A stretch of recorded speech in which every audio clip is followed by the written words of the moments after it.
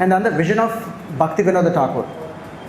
So భక్తి వినోద ఠాకూర్ కాలంలో ఈ చైతన్య మహాప్రభు బర్త్ సైట్, ఇప్పుడు గంగా నది ఉంది, గంగా నదికి ఇటేపు ఉందని చెప్పి అక్కడ టెంపుల్ కట్టి అక్కడ చేస్తూ ఉన్నారు.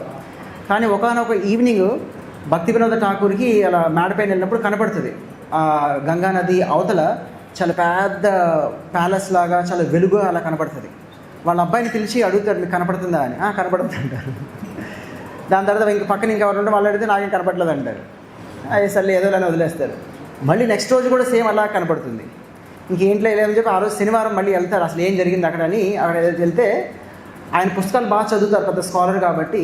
అసలు మహాప్రభు బర్త్ సైట్ ఇటు కాదు అటే అని ఆయన తెలిసి అక్కడికి వెళ్ళి ఈయన గురువుగారు అంటారు జగన్నాథ్ దాస్ బాబాజీ, ఆయన కూడా తీసుకెళ్తారు. జగన్నాథ్ దాస్ బాబాజీ అప్పటికే ఆయనకి 110-120 ఏళ్ళు చాలా ఇలా ఉంటారు. కానీ ఆ ప్లేస్కి వెళ్ళిన తర్వాత ఆయన గంతులేస్తూ ఉంటారు. గంతులేసి హరే కృష్ణ హరి బోల్ అని, అది 100 హోటల్ అనేది. అప్పుడు ఆయన అర్థం అవుతుంది ఇదే మహాప్రభు బర్త్ ప్లేస్ అని. సో ఇంకా అక్కడ ఆ ప్లేస్ సేకరించి అక్కడ టెంపుల్ స్టార్ట్ చేస్తారు. అది విజన్ ఆఫ్ భక్తి వినోద ఠాకూర్. అప్పుడు ఆయన కదా దాని నెక్స్ట్ సెక్షన్ అంటే ప్రిడిక్షన్. అప్పుడు ఆయన అనుకుంటారు ఈ గౌడియ ఈ వైష్ణవిజం సిద్ధాంతం మహాప్రభుది ఓన్లీ ఇండియాకి పరిమితం అవ్వకూడదు, ఇది మొత్తం ప్రపంచం మొత్తం వ్యాప్తి పొందాలి. ఆయన ఏమనుకున్నారంటే తదనంతరం ఆస్ట్రేలియా నుంచి, యూరోప్ నుంచి, లండన్ నుంచి, అమెరికా నుంచి అందరూ చక్కగా ఇండియాకి రావాలి, అందరూ గౌరహరి జయ సచినంద అందరూ చైతన్య మహాప్రభు అలా కీర్తించాలని అలా ప్రిడిక్ట్ చేస్తారు. ఇది చైతన్య మహాప్రభు ఆయన స్వయంగా ప్రిడిక్ట్ చేస్తారు కదా, పృథివేతి ఆచ్యత నగరాది గ్రామ సర్వత్ర హైతే ప్రచారమరణయాన్ని. సో అది దాని గురించి చెప్తారు. అండ్ దాని తర్వాత భక్తి సిద్ధాంత సరస్వతి మహారాజ్ అండ్ ప్రభుపాదుల గురించి చెప్తారు. భక్తి సిద్ధాంత సరస్వతి మహారాజు ఆయన భక్తి వినోద ఠాకూర్ టెంపుల్ స్టార్ట్ చేశారు. దాని తర్వాత దాన్ని ఇంకా డెవలప్ చేసి ఇంకా దాన్ని చాలా బాగా డెవలప్ చేశారు అక్కడ టెంపుల్ని. అండ్ భక్తి సిద్ధాంత సరస్వతి మహారాజు ఈ గౌడీ వైష్ణవులు మొత్తం ఇండియా మొత్తం 64 గౌడీయ మఠాన్ని స్థాపించి మొత్తం స్ప్రెడ్ చేశారు. ఆయన కూడా కోరిక ఉండేది వాళ్ళ నాన్నగారి లాగా ఈ మొత్తం అబ్రాడ్కి వెళ్ళి కూడా ప్రీచ్ చేయాలని. సో 1933లో వాళ్ళ డిసైపుల్స్ని పంపిస్తారు జర్మనీకి, లండన్కి ఇక్కడ ప్రీచ్ చేయడానికి. కానీ అప్పుడు అంత సక్సెస్ కాదు అది. కానీ దాని తర్వాత ప్రభుపాదుల వారు ఆ గురుగారి ఆ కోరికను తీర్చాలని మళ్ళీ 1965లో ఆదేశాన్ని ప్రకారం ఆయన మళ్ళీ అమెరికాకి వెళ్ళి చక్కగా జస్ట్ 11 ఏళ్ళలోనే మొత్తం అంతా తిరిగి మొత్తం 100 సెంటర్ల పైగా అలా స్టార్ట్ చేశారు. సో అది భక్తి సిద్ధాంత సరస్వతి అని ప్రభుపాద గురించి చెప్తారు. తర్వాత back to India last section ఇంట్రడక్షన్లో. సో ప్రభుపాదుల వారు ఫస్ట్ అమెరికాకి వెళ్ళి అక్కడ అందరు భక్తులందరూ చేశారు. కానీ మనం ఇండియన్స్ అందరూ అమెరికాకి వాళ్ళని ఫాలో అవుతున్నాం, వెస్టర్నర్స్ని. సో ప్రభుపాద ఏం చేశారంటే వాళ్ళని భక్తులుగా చేసి వాళ్ళని ఇండియాకి తీసుకొచ్చారు. సో వాళ్ళు భక్తులు అయితే మనలో వీళ్ళ భక్తులు ఇందులో ఏదో ఉంది అని అప్పుడు మనం వాళ్ళని ఫాలో అవుతామని అట్లాగా ప్రభుపాదుల వారు ఇక్కడికి వచ్చి మళ్ళీ అలా చేస్తారు. సో అట్లాగా ఇంట్రడక్షన్ ఎండ్ అవుతుంది. Thank you very much. Hare Krishna. Hare Krishna.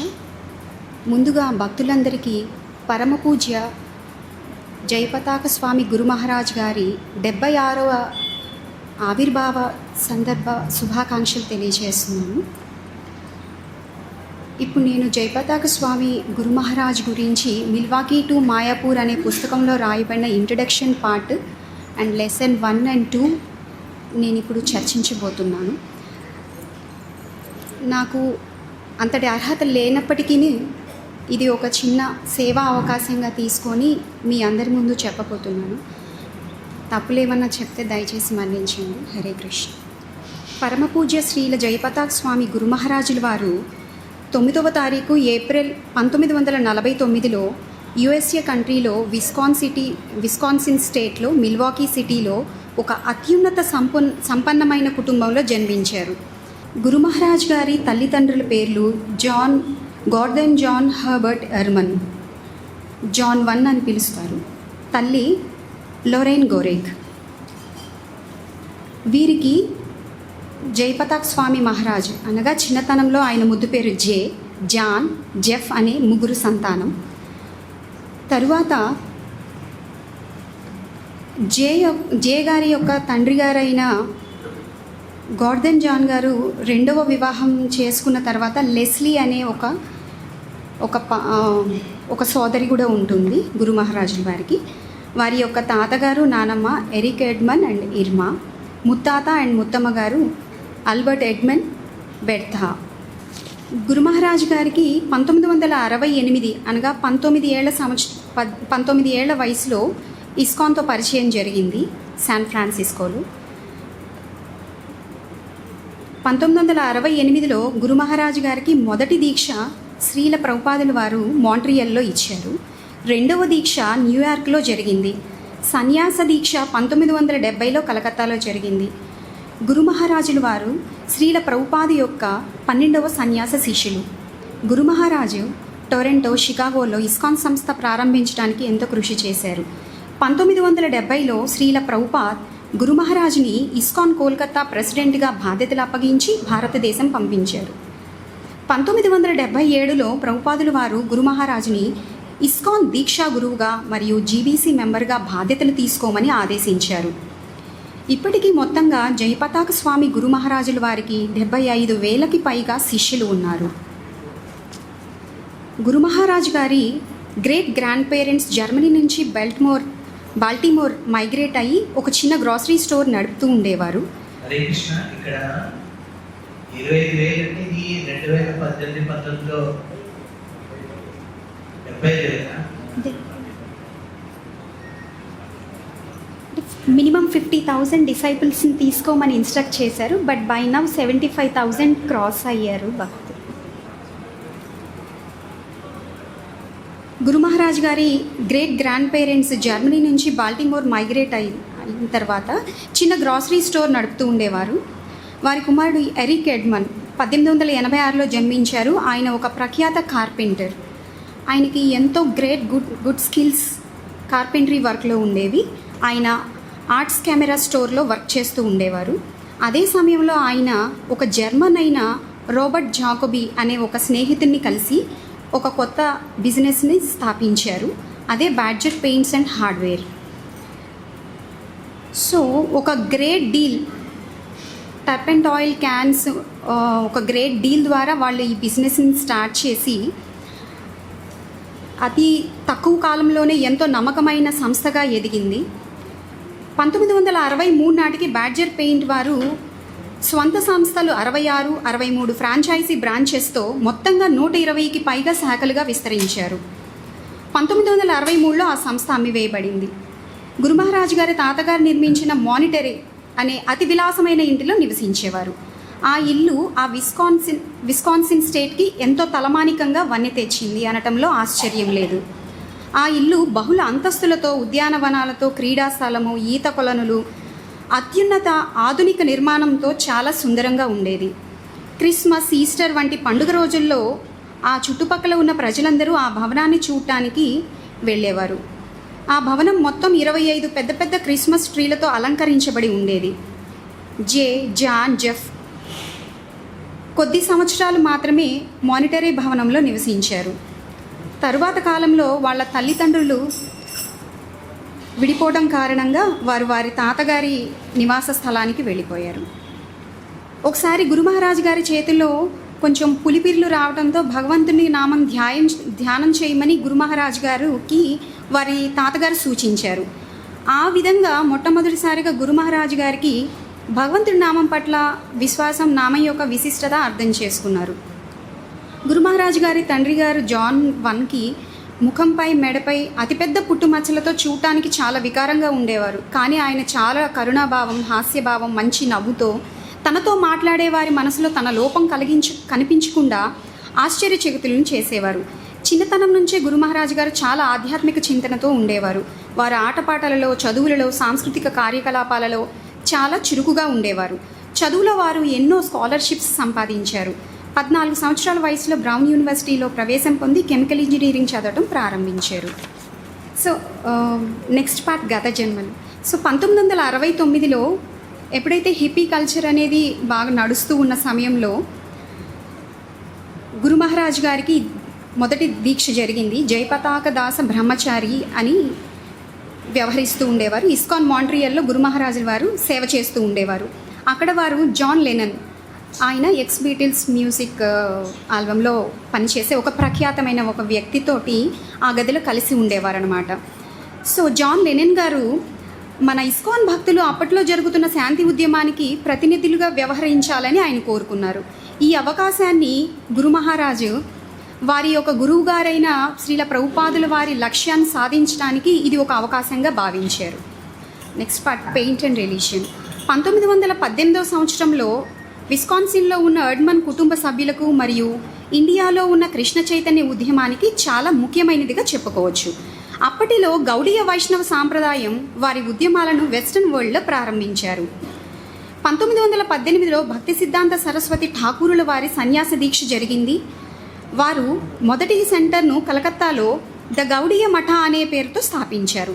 త్వరిత కాలంలోనే ఈ సంస్థ ఎంతో ప్రాముఖ్యతను పెంచుకొని 64 సంస్థలను ప్రపంచవ్యాప్తంగా స్థాపించారు. 1920లో శ్రీల ప్రభుపాదుల వారు ఈ సంస్థ ద్వారా స్ఫూర్తిని పొందారు. అదే సమయంలో అనగా 1918లో ఎడ్మన్ కుటుంబం ఆర్థికంగా ఎంతో ఎదుగుతూ ఉంది. ఇటు భక్తి సిద్ధాంత సరస్వతుల వారు క్రమబద్ధమైన ఆధ్యాత్మిక జీవన శైలిలో ఉండగా, ఎడ్మన్ కుటుంబం విలాసవంతంగా వారి జీవితాల్లో ఎదుగుతూ ఉన్నారు. గురు మహారాజ్ గారు చిన్నతనంలో వారి కుటుంబ సభ్యులు ఎంతో సంపన్నమైన కుటుంబాలలో ముఖ్యమైనప్పటికీ వారు ఆ విలాసవంతమైన జీవన సరళిలో తన భవిష్యత్తును చూసుకోలేకపోయారు. ఎల్లప్పుడూ వారికి మనం ఎక్కడి నుంచి వచ్చాము అనే ప్రత్యేకమైన మరియు విభిన్నమైన ఆలోచనలతో ఉండేవారు. మానవ జీవితంకి ఒక లక్ష్యం, విభిన్న అర్థం ఉందని మరియు అది తెలుసుకునే అవకాశం ఈ యొక్క జీవన సరళిలో లేదని అభిప్రాయపడ్డారు. అప్పుడే గురు మహారాజ్ ఆధ్యాత్మిక చింతన మరియు ఉన్నతిని సాధించాలని అన్వేషించసాగారు. Hare Krishna. Thank you so much. Next part Hanisha mataji explain చేస్తారు. హరే కృష్ణ భక్తులందరికీ. ఫస్ట్ టైం నేను అందరు వైష్ణవుల ముందు మాట్లాడుతున్నాను. తప్పులు ఏమైనా చేస్తే క్షమించండి. నేను ఇవాళ చెప్పబోయేది అమెరికన్ ఫ్యామిలీ. గురు మహారాజ్ అమెరికన్ ఫ్యామిలీ నుంచి వచ్చారు. సో శారదా మాతాజీ చెప్పినట్టు దాని కంటిన్యూషన్ అనమాట. సో గురు మహారాజ్ 9 years ఓల్డ్ ఉన్నప్పుడు, సో ఎలా అయితే బర్జర్, పెయింట్, లూథరన్ క్రిస్టియానిటీ అనేవి ఆయన ఎర్లీ లైఫ్ని డిఫైన్ చేశాయి. అట్ ది సేమ్ టైం అలానే వాళ్ళ పేరెంట్స్ యొక్క డివోర్స్ కూడా, వాళ్ళ పేరెంట్స్ పార్ట్ అయిపోయారనమాట. సో దెన్ అది ఆయన 9 years ఉన్నప్పుడు జరిగింది. అది ఎలాంటి గురు మహారాజ్ యొక్క లైఫ్లో ఎలాంటి ఇంపాక్ట్ చూపించిందంటే, ఆయనకి మెటీరియల్ రిలేషన్షిప్స్ పట్ల చాలా అతి కొద్దిగా హోప్ అనేది మిగిల్చిందనమాట. దెన్ వాళ్ళ ఫ్యామిలీ చాలా రిచ్ అండ్ ఉన్నతంగా ఉంది కదా. సో వాళ్ళ పేరెంట్స్ పార్ట్ అయిపోయిన విషయము మొత్తం పబ్లిక్గా అంతా ఉండేసరికి సో కొంచెం ఇబ్బందికరంగా అనిపించింది గురు మహారాజ్ జేకి అనమాట. గురు మహారాజ్ యొక్క ఎర్లీ లైఫ్ నేమ్ జే అని పిలిచేవారు. సో అప్పుడు వాళ్ళు అలాగ పార్ట్ అయిపోయినప్పుడు గురు మహారాజ్ చాలా కోపంగా, అండ్ చిన్నపిల్లలు ఎలా ఉంటారు, లైక్ చాలా అనీజీగా, అన్ఫ్రెండ్లీగా, అన్లైక్లీగా ఉంటారు కదా. సో గురు మహారాజ్ వ్యక్తిత్వం కూడా అప్పుడు అలానే ఉండేదన్నమాట. నెక్స్ట్ గురు మహారాజు కాలిఫోర్నియా వెళ్ళారనమాట. అది లేటర్ మనం చర్చించుకుంటాము. దెన్ దీనికంటే ముందు గురు మహారాజ్ వాళ్ళ తండ్రి గారికి చాలా అందమైన బోట్స్ ఉండేవంట, నావల్ అంటారు కదా. సో వాటిల్లో గురు మహారాజ్ని ఎంగేజ్ చేద్దామని చెప్పేసి వాళ్ళ తండ్రి గారు అనుకున్నారు. బట్ వాళ్ళ తండ్రి గారు ఏంటంటే కొంచెం స్టర్న్ మ్యాన్, అంటే కొంచెం దృఢమైన వ్యక్తిత్వం గలవారనమాట. ఆయన ప్రేమని పొందటం అంత ఈజీ కాదు. సో గురు మహారాజ్ వాళ్ళ గురు మహారాజ్ యొక్క సిబ్లింగ్స్ అందరూ చాలా కష్టపడేవారు ఏంటంటే వాళ్ళ ఫాదర్ని ఇంప్రెస్ చేయడానికి. Next Guru Maharaj 5 to 9 years age ఉన్నప్పుడు ఆయన పివాకీ లేక్ దగ్గర అదే ప్లేస్లో ఉండేవాళ్ళు.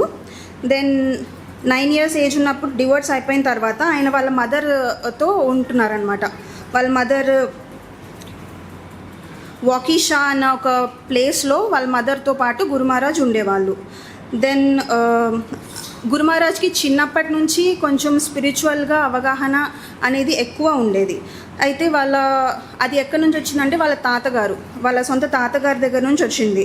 సో ఒకసారి గురు మహారాజ్కి ఏంటంటే బాగా స్కిన్ ఇన్ఫెక్షన్, లైక్ పులిపిర్లు అంటారు, వాట్స్ అంటారు, అవి వచ్చేసినప్పుడు వాళ్ళ తాతగారు ఏం చెప్పారంటే, ఇది నువ్వు ఎన్ని మెడిసిన్స్ తీసుకున్నా తగ్గకపోయేసరికి వాళ్ళ తాతగారు ఆయనకి చెప్పారు, name of the God, in the name of the God go అని చెప్పేసి, నువ్వు ఆ పులిపిర్ల పైన నువ్వు చేపెట్టిన the name of the God go అంటే అవి ఊడిపోతాయని. అప్పుడు గురు మహారాజ్ అలానే చేశారు. అది నిజంగానే వెళ్ళిపోయాయి. అప్పుడు అది ఆయనలో చాలా స్పిరిచువాలిటీగా దేవుడి పట్ల చాలా నమ్మకాన్ని అనేది పెంచింది. అలానే నెక్స్ట్ ఏంటంటే వాళ్ళ అమ్మగారు లోరెన్, మదర్ లోరీ కూడా అలానే దేవుడి పట్ల అలానే ఫెయిత్ఫుల్గా ఉండేవాళ్ళు అనమాట. నెక్స్ట్ గురు మహారాజ్ ఇంకొక ఇన్సిడెంట్ ఏంటంటే మహారాజ్ లైఫ్లో గురు మహారాజ్ ప్రతి సండే వాళ్ళు క్రిస్టియానిటీలో ఉన్నారు కాబట్టి వాళ్ళు ప్రతి సండే మాస్ గ్యాదరింగ్స్ అని జరుగుతూ ఉంటాయి వాళ్ళకి చర్చెస్లో. సో అలా వెళ్ళినప్పుడు వాళ్ళ తాతగారు అండ్ వాళ్ళ మామయ్య గారు అండ్ మేనమామ వాళ్ళు చూసారనమాట. ఏంటి అంటే జెఫ్, జాన్ అండ్ జే ముగ్గురు వెళ్ళారు చర్చ్కి. వాళ్ళు అక్కడ అందరూ ఆడుకుంటూ ఉంటే జే కనిపించడు. జే ఎక్కడ ఉన్నారని చూస్తే దేవుడి ముందు జీసస్ ముందుకు వెళ్ళి 2 చేతులు పైకెత్తి వాళ్ళు O Lord holy be your name అని చెప్పి ప్రే చేస్తూ ఉంటారు. వాళ్ళందరూ అంత చిన్నపిల్లోడికి అంత భక్తి ఎలా ఉంది అని చూసి వాళ్ళు షాక్ అయ్యారనమాట. గురు మహారాజ్ చాలా నాలెడ్జ్ కూడా చాలా ఉంది ఆయనకి. సో ప్రతి వెళ్ళిన ఏదైనా స్కూల్లో ఈజీగా స్కాలర్షిప్స్ అవన్నీ రావటము ఆయనకి. అండ్ ఆయన స్కాలర్షిప్స్తో ఆయన చాలా ఈజీగా ఏ కాలేజ్లో అన్నా చదువుకునేవాళ్ళు. అండ్ అలా చదువుకుంటున్నప్పుడు ఒకసారి ఏమైందంటే ఆ పిల్లలందరూ కలిసి ఆడుకుంటుంటే గురు మహారాజ్ ఒక స్లింగ్ షాట్స్ అని ఉంటాయి, 2 కర్రలు ఉండి రబ్బర్ ఉండి కొడుతూ ఉంటారు. అలాగా ఏం ప్రభు ఉండేలు దాంతో ఒక స్క్విరిల్ని కొడతారు. ఆ స్క్విరిల్ని కొట్టినప్పుడు అది కింద పడిపోయి అది విలవిలా కొట్టుకుంటూ ఉంటుంది. అయితే గురు మహారాజు పరిగెట్టుకుంటూ వెళ్ళి అది చూసి చాలా బాధతో ఏడుస్తూ ఉంటారనమాట. ఏడుస్తూ ఉండి అప్పుడు గురు మహారాజ్ చెప్తారు, నేను కాదు కదా లైఫ్ ఇచ్చింది, నేను అలానే లైఫ్ తీసేది కూడా నేను కాదు, సో అలా మనం చేయకూడదు అని చెప్పేసి అనుకొని చాలా బాధపడతారు. అది ఆ బాధ ఆ దుఃఖం అనేది చాలాలు గురు మహారాజ్ యొక్క మనసులో నిలిచిపోయి ఉంది. తర్వాత గురు మహారాజ్ ఏంటంటే కాలేజ్లో జాయిన్ అయినప్పుడు ఆయన ఆల్టర్ బాయ్ అనేసి అంటారు. చర్చ్లో ఫాదర్స్కి హెల్పర్గా అనమాట, ఆల్టర్ బాయ్ అలా ఉండేవారు అనమాట. ఉన్నప్పుడు ఒక మాస్ గ్యాదరింగ్లో కొంతమంది హోలీ వేఫర్స్ తెచ్చినప్పుడు ఆ ఫాదర్ అనే ఆయన గురు మహారాజ్ చేతుల నుంచి అవన్నీ తీసేసుకొని ఆయన లోపలికి తీసుకెళ్ళిపోయి ఉంటే ఒకరోజు గురు మహారాజ్ చూస్తారు, ఆయన ఆ వైన్ తాగేసి కింద పడిపోయి ఉంటారు. అప్పుడు గురు మహారాజ్ అనుకుంటారు, అరే ఈయన కాదు కదా నా గురువు ఇలాంటి ఆయన అయితే అసలు కాదు, సో నా గురువు ఎవరో నేను తెలుసుకోవాలి, నేను వెతకాలి అని అప్పటి నుంచి అన్వేషణ అనేది స్టార్ట్ అవుతుంది గురు మహారాజ్కి. నెక్స్ట్ గురు మహారాజ్ చాలా స్పోర్ట్స్లో కూడా చాలా ఇంట్రెస్ట్ ఉండేది గురు మహారాజ్కి. సో ఆయన 14 years ఏజ్ ఉన్నప్పుడు Saint John's Northwestern Military అకాడమీలో ఆయన జాయిన్ అవుతారు. అది డెలాఫీల్డ్లో ఉంది, విస్కాన్సిన్లో. ఆ తర్వాత అక్కడ నుంచి ఆయన రైఫిల్ షూటింగ్ కూడా నేర్చుకొని రైఫిల్ అకాడమీలో కూడా వెళ్తారు. అప్పుడు గురు మహారాజ్కి 12 to 13 years అనేది ఉంటుంది. కానీ అంత చిన్న ఏజ్లో ఆయన 11 members ఉన్న టీమ్కి కెప్టెన్ అవుతారు గురు మహారాజ్ రైఫిల్ షూటింగ్ దాంట్లో. నెక్స్ట్ తర్వాత ఆయన హార్వర్డ్ యూనివర్సిటీలో టిమోథీ లియర్ అని ఒక అమెరికన్ సైకాలజిస్ట్ ఆవిడ లెక్చర్ని వింటారనమాట గురు మహారాజ్. ఆవిడ ఎవరి గురించి చెప్తారంటే బుద్ధుడి గురించి చెప్తారు. బుద్ధుడు ఒకసారి వెళ్తున్నప్పుడు వాళ్ళ మంత్రితో వాళ్ళతో వెళ్తున్నప్పుడు రోడ్ పైన ఒక లేడీ ఒకళ్ళకి బర్త్ ఇవ్వటం చూస్తారు. అదేంటి అని అడిగితే ఒక పుట్టుక, ఒక జననం అని చెప్పేసి చెప్తారు. నెక్స్ట్ కొంచెం ముందుకు వెళ్తే ఒక బాగా డిసీజ్డ్ పర్సన్ అంటే ఒక వ్యాధిగ్రస్తుని చూస్తారు. ఆ తర్వాత ఇంకొంచెం ముందుకు వెళ్తే అసలు ఏ చేతులు ఏ అవయవాలు పనిచేయని ఒక ముసలాయిని చూస్తారు. ఆయన తన యొక్క లాస్ట్ బ్రెత్ని తీసుకుంటూ ఉంటారనమాట. అవన్నీ చూసి బుద్ధుడు ఎంగేజ్లో ఉన్న బుద్ధుడు అడుగుతారనమాట, ఇవన్నీ ఏంటి అంటే వాళ్ళు ఎక్స్ప్లెయిన్ చేస్తారు, ఇవన్నీ జన్మ మృత్యు జరా వ్యాధి అని చెప్పి. అప్పుడు బుద్ధుడు అంటారు, ఇవి కదా అసలైన రోగాలు, వీటికి నేను పరిష్కారం చూడాలి అని చెప్పేసి అనేసి బుద్ధుడు చెప్తారు. ఈ మాట గురు మహారాజ్ యొక్క మైండ్ హార్ట్లో చాలా దృఢంగా నాటుకుపోయాయి అన్నమాట. అప్పటి నుంచి ఆయన ఇంకా స్పిరిచువల్గా ఇంకా ఫోకస్ పెట్టి ఇంకా స్పిరిచువల్గా ఎదగడానికి చూస్తూ ఉంటారనమాట. అప్పుడు ఆయన అప్పటికే బ్రౌన్ యూనివర్సిటీలో ఆయన అడ్మిషన్ తీసుకొని బ్రౌన్ యూనివర్సిటీలో చదువుకుంటూ ఉంటారు. కానీ ఆ బ్రౌన్ యూనివర్సిటీలో అంతా ఏంటంటే బాగా టాప్ స్కాలర్స్ అందరూ ఉంటారనమాట. సో స్పిరిచువల్గా అడ్వాన్స్మెంట్ ఉండేసరికి మెటీరియల్ వాటి పట్ల ఇంట్రెస్ట్ తగ్గేసరికి గురు మహారాజ్ యొక్క 2 సబ్జెక్ట్స్లో ఫెయిల్ అయిపోతారు. వాళ్ళు అక్కడ నుంచి పంపించేసి మీరు వేరే కాలేజ్లో జాయిన్ అయ్యి మీరు రండి, అన్ని 2 సబ్జెక్ట్స్ కవర్ చేసుకొని రండి, యు ఆర్ ఆల్వేస్ వెల్కమ్, మీరు వస్తే మేము మళ్ళీ జాయిన్ చేసుకుంటాం అనుకుంటారు. అప్పుడు గురు మహారాజ్ మళ్ళీ మిల్వాకీకి వెనక్కి వచ్చేస్తారనమాట. వచ్చేసి అప్పుడు వేరే కాలేజ్లో జాయిన్ అవుతారు. మిల్వాకీ విస్కాన్సిన్ యూనివర్సిటీలో షార్ట్ టైం కోసం అని చెప్పి జాయిన్ అవుతారు. ఆ తర్వాత ఏమవుతుంది, జాయిన్ అయిన నెక్స్ట్ డే వెంటనే సమ్మర్ వెకేషన్స్ ఉంటాయి. అప్పుడు గురు మహారాజ్ సమ్మర్ వెకేషన్స్ కదా అని చెప్పేసి కాలిఫోర్నియాకి వెళ్దామనేసి హిచ్ హ్యాకింగ్ అంటారు. అంటే ఏంటంటే లిఫ్ట్ అడుగుతా ముందుకి ఒక ప్లేస్ నుంచి ఒకరికి లిఫ్ట్ అడుగుతూ వెళ్తూ ఉండేవారు అనమాట. అలాగా గురు మహారాజ్ కాలిఫోర్నియా చేరుకుంటారనమాట. Thank you. హరే కృష్ణ. చాలా ధన్యవాదాలు. హరే కృష్ణ. వాంఛాకల్పతరుభ్యశ్చ కృపాసింధుభ్యో చ పతితానాం పావనేభ్యో వైష్ణవేభ్యో నమో నమః. అనంతకోటి వైష్ణవ బృందకి జై. నేను వచ్చి ఇప్పుడు జయపతాక్ స్వామి మహారాజ్ది మిల్వాకీ టు మాయాపూర్. కొంచెం అందరు గట్టిగా మాట్లాడితే రికార్డింగ్ బాగుంటుంది. అందరికీ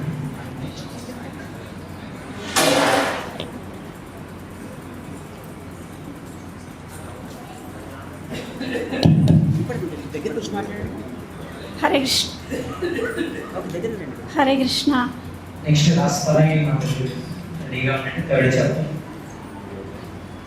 జయపతాక్ స్వామి గురు మహారాజ్ది మిల్వాకీ టు మాయాపూర్ స్టోరీ, దాని గురించి 2nd చాప్టర్. అంటే ఈ చాప్టర్ వచ్చి ఫైండింగ్ కృష్ణ. మహారాజ్ గారు కృష్ణ గురించి అన్వేషణకి వస్తారనమాట ఈ చాప్టర్లో. ఇది వచ్చి 1968-67 మధ్యలో అక్కడ కాలిఫోర్నియా అంటే నార్త్ కాలిఫోర్నియా అంటే శాన్ ఫ్రాన్సిస్కోలో హిప్పీ కల్చర్ మూమెంట్ అనేది చాలా ఎక్కువగా ఉంటుంది. అంటే అప్పుడు వచ్చి హిప్పీ కల్చర్ అంటే మనకి అది వాళ్ళ యొక్క హెయిర్ స్టైల్ కానీ డ్రెస్సింగ్, ఫిల్మ్స్, మ్యూజిక్, ఆర్ట్, ఈ లిటరేచర్ అన్నిటి మీద ఉంటుంది. ప్లస్ ఆ టైంలో 1945-65 మధ్యలో ఎవరైతే జన్మిస్తారో వాటిని వచ్చి బేబీ బూమర్స్ అంటారు. అండ్ అది ప్లస్ ఆ హిప్పీ కల్చర్ అనేది ఎక్కువగా యూత్ మీద అనేది బాగా ప్రభావం చూపిస్తుంది.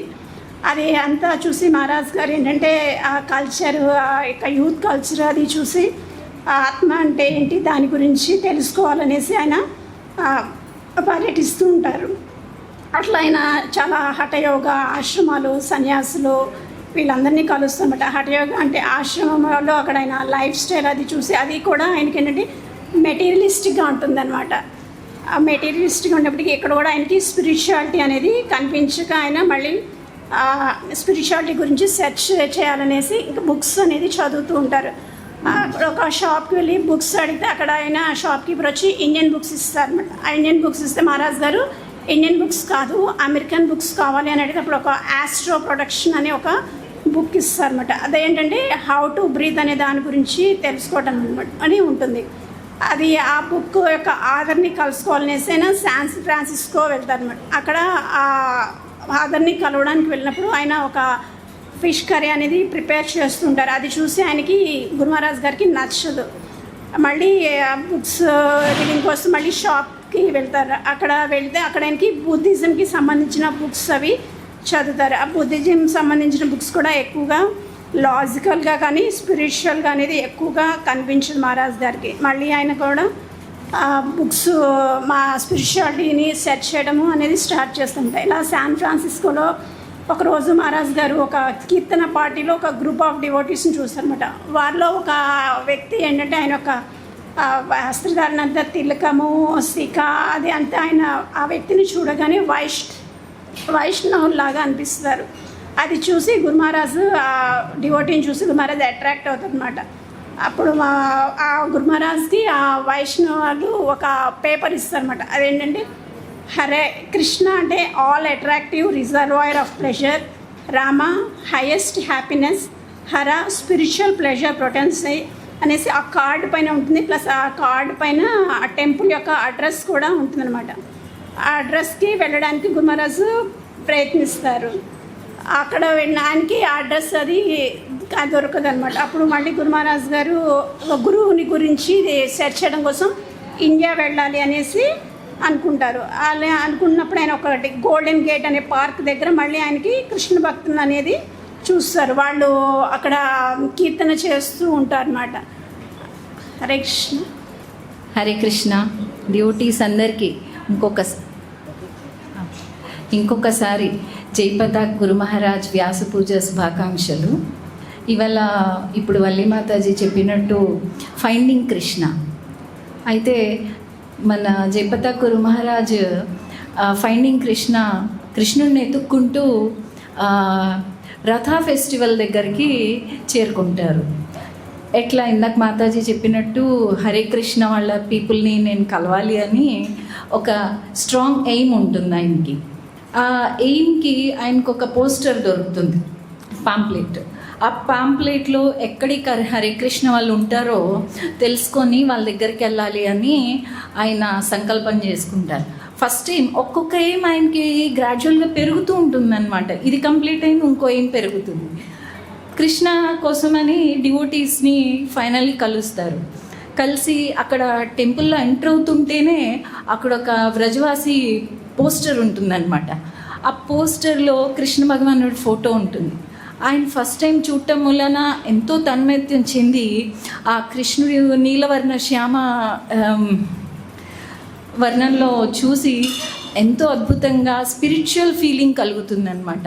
ఆయన పొడవైన కాళ్ళు, ఎర్రటి పాదపద్మములన్నీ చూసి ఆయన ఎంతో తన్మయత్వం చెందుతారు. ఇది నా రియల్ స్పిరిచువల్ ప్లేస్ అని చాలా సాటిస్ఫై అవుతారు. ఆ తర్వాత అలా చూస్తూ ఎంతసేపు అయినా చూస్తూ ఉండాలనిపిస్తుంటుంది ఆయనకి, గురు మహారాజ్ గారికి. తర్వాత ఇంకా అందరూ ప్రసాదం తీసుకోవటానికి కిచెన్కి వెళ్తూ ఉంటారు. కిచెన్కి వెళ్ళినప్పుడు ఎవరి ప్లేట్లో ప్రసాదం పెట్టుకొని వాళ్ళు మళ్ళీ మహారాజ్ ఏం చేస్తారంటే ఆ పోస్టర్ దగ్గరే వచ్చి కూర్చొని నాకు ఎంతో బ్లీస్ఫుల్గా ఉంది, నా రియల్ స్పిరిచువల్ ప్లేస్ అని చెప్పి సాటిస్ఫై అవుతారు. అయిన తర్వాత జయానంద ప్రభుజీ దగ్గరికి వెళ్ళి చూస్తుంటారు. జయానంద ప్రభుజీ రథం తయారు చేస్తూ ఉంటారు. ఆయన ఒక్కరే చేస్తుంటారు, ఆయనకి హెల్పింగ్గా ఎవరు ఉండరు. మహారాజ్ వెళ్ళి అలా ఒక మేకు పట్టుకొని చూస్తూ ఉంటారు. అయితే ప్రభుజీ అంటారు, జయానంద ప్రభుజీ ఆ మేకు అలా పట్టుకుని నేను నెయిల్ చేస్తాను అని. అలా ఇన్వాల్వ్ అయ్యారు రథం తయారు చేయడంలో.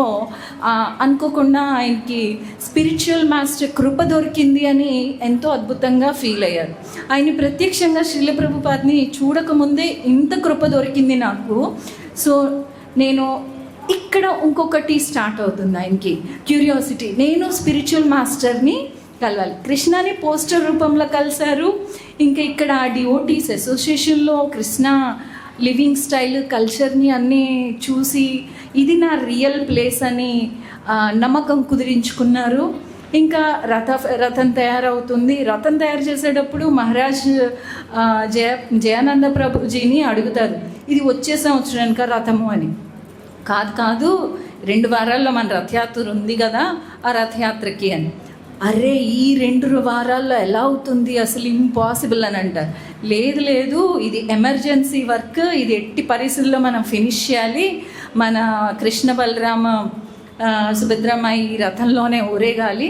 యాక్చువల్లీ ఇది రెండోసారి ఈ ఫెస్టివల్ వెస్ట్లో జరగటము. అయితే మహారాజ్ ప్రభుజీ చెప్పారు అని చెప్పేసి డే అండ్ నైట్ సేవ చేసి ఫైనల్లీ రథం తయారవుతుంది. ఇంకా ఇక్కడ ఇంట్రెస్టింగ్ విషయం ఏంటంటే మన మహారాజ్ రథయాత్ర రోజు ఆయన హెడ్ షేవ్ చేస్తారు. జయానంద్ ప్రభుజీ తిలకం పెట్టుకుంటారు, శిఖా వేసుకుంటారు, ఫస్ట్ టైం ధోతి కడతారు. ఆయన కంప్లీట్ వైష్ణవ అటైర్లో ఫస్ట్ టైం ఆయన చూసి 2 వీక్స్లో ఈ ప్రభు ఇలా వచ్చారు, ఎంత బాగా కృష్ణ కాన్షియస్లో కృష్ణుని ప్రభుపాద ఇన్స్ట్రక్షన్స్ని ఎంత బాగా ఫాలో అవుతున్నారు. సో ఇంతకుముందు పాత వాళ్ళు ఎవరైతే ఉన్నారో వాళ్ళందరూ కూడా ఇన్ని చూసి ఇన్స్పైర్ అయ్యి అలా ఫాలో అవటం స్టార్ట్ చేశారు. తర్వాత హరే కృష్ణ. తర్వాత ఇంకా సీనియర్ డివోటీ అంటే ప్రభుపదుల వారి అసిస్టెంట్, పర్సనల్ అసిస్టెంట్ ఒక ప్రభుజీ వచ్చి బీడ్మాల ఇస్తారు. బీడ్మాలతోటి చాంటింగ్ చెయ్యి అని. ఫస్ట్ టైమే ఆయన బీడ్మాల తీసుకొని పార్క్లో వెళ్ళి 32 రౌండ్స్ చేసేస్తారు. చేస్తే ఇది నిజమైన బ్లిస్ అనుకుంటారు. కృష్ణుడిని చూసినప్పుడు ఇది నిజమైన స్పిరిచువల్ అనుకుంటారు. కానీ జపం చేసిన తర్వాత 32 టైమ్స్ ఇది నిజమైందని అనుకుంటారు. సో ఆయన ఎక్సైట్మెంట్ ఎవ్రీ స్టేజ్ ఆఫ్ ఎక్స్పీరియన్స్లో ఇంకా ఎక్కువ అవుతుందన్నమాట. సో ఆ చాంటింగ్ చేసి ఇది రియల్ అయిన స్పిరిచువల్ ఎక్స్పీరియన్స్. ఎందుకంటే ఆయన చాలా ప్రాక్టీసెస్ చేశారు. హఠ యోగా అని, ప్రాణాయామం అని, మెడిటేషన్ అని చాలా చేశారు. ఎక్కడ ఆయనకి ఈ లెవెల్ ఆఫ్ ఎక్స్పీరియన్స్ దొరకలేదు. ఆ బీడ్మాల ఎవరిది? శ్రీల ప్రభుపాద వారిది.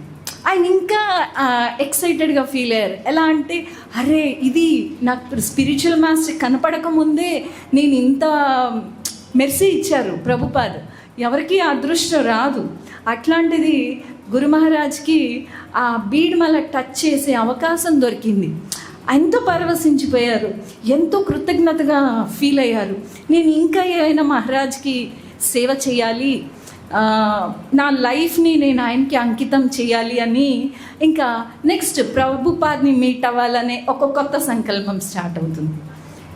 ఇంకో మిషన్ అనమాట, మీటింగ్ ప్రభుపాద్. అయితే సీనియర్ డివోటీస్ని అడిగితే ఏం చెప్తారంటే, ఆయన మాంట్రియల్లో కెనడాలో ఉంటారు, నీకు అంత అవసరం లేదు అని చెప్తారు. బట్ ఆయన ఇంకా తపన ఆయన వెళ్ళాలి ఎట్లా కొట్టా అని చెప్పి ఇంకా వేరే డివోటీస్ తోటి ప్రభుపాద్ గురించి మాట్లాడితే ఆయనకి అర్థమవుతుందనమాట. నేను ఎట్టి పరిస్థితుల్లో నిర్ణయం తీసుకుంటానమాట స్ట్రాంగ్గా, నేను ప్రభుపాద్ని కలవాల్సిందే, ఎట్లా కొట్ట బయలుదేరతా టికెట్ చేసుకుంటారు. అంతకుముందు న్యూయార్క్ వచ్చి అక్కడ ఫస్ట్ టెంపుల్ కదా ప్రభుపాద్ కట్టింది. సో ఆ టెంపుల్ని నేను చూసుకొని అక్కడ దర్శనం చేసుకొని ప్రభుపాద్ని మీట్ అవుతానని కెనడా మాంట్రియల్కి చేరుతారు. చేరిన తర్వాత జస్ట్ అలా ఆయన అడుగు గుడిలో పెడతారు. పెట్టగానే ఒక్క అడుగు దూరంలోనే శ్రీల ప్రభుపాద్ దర్శనం ఇస్తారు. హరి బోల్. సో ఆయనకి ఇంకా పరవశం అయిపోతుంది. ఆయన ఇంకా స్టిల్ ఆ అటైర్ ఎప్పటికీ తీయలేదు, ఇంకా మారిపోయారు వైష్ణవ అటైర్. నామము, తిలకము, జపమాల, ధోతి, మన ఇండియన్ గౌడీయ వైష్ణాస్ మన ప్రభుజీలందరూ ఎలా ఉంటారో అలా అటైర్లోకి వచ్చేసేసారు.